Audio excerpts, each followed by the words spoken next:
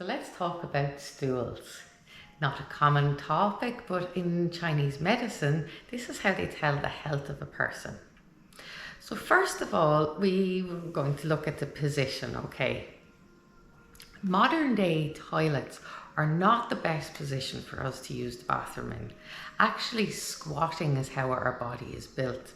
So if you ever do suffer with constipation, sometimes it's worth putting in what's called a well step, or maybe just 2 even yoga blocks, so that the ideal is that your knees are above your hips. This helps for the movement of the qi through the body.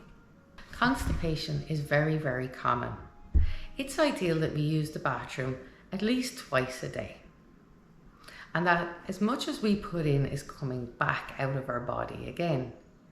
It's very common for people to use the bathroom once every 3, 4, 5 days and say that's their regular, and even at that, not much is going out. So in that case, that person is constipated. They're just regularly constipated. Constipation is anything that blocks our body from moving what's called qi, the used food, out through the colon. The colon's purpose is to absorb water and to release the used material, and this is done through a process called peristalsis. Peristalsis means the movement of the intestines that allows that food out. It can be dictated by the health of the gallbladder, because the bile of the gallbladder helps this. Also, it can be dictated by the thyroid, or if we have a lack of stomach acid or digestive enzymes in there, or maybe a lack of zinc. So nutrient deficiencies can put this out.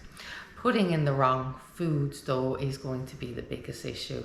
Putting in processed foods, gluten, dairy, and nightshade family foods. For example, if any of these are issues for you, or if you're eating peanuts, or if there's something that you're putting in and it's hurting the tummy, it will make all the valves and everything close up, as will shock or trauma. Shock or trauma brings us to the fetal position, and this also stops us from using the bathroom. So if we're held in a state of fight or flight.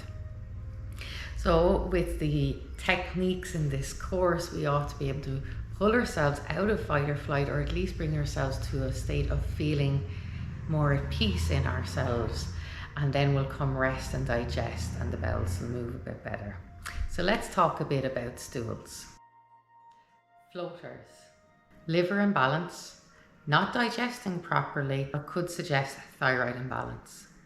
Bad smelling, poor digestion, food stagnating in the gut, a toxic and possibly acidic gut. Digestive enzymes help with this. Skid marks, too much mucus in the stool, and lacking in fibre in the diet. Reduced mucus producing foods such as dairy. Pellets like little rabbit droppings. The person is constipated and the liver needs a detox. Light coloured.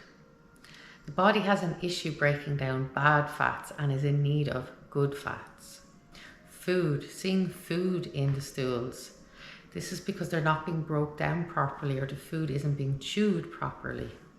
It can also suggest that there is not enough digestive enzymes or hydrochloric acid in the stomach. Worms or parasites. This can be very common and often comes with an itchy bottom or restless night sleep around 3, 4 in the morning. Black walnut is a wonderful herb for clearing parasites, as is wormwood, cloves, as is garlic. Sometimes olive leaf extract and oil of oregano are also very beneficial. I find silver can work in children, as does Vermex, which is the homeopathy version. Loose and runny all the time. This is where the spleen is exhausted. It is not a good time to eat raw food. Explosive and varying from pellets to diarrhea.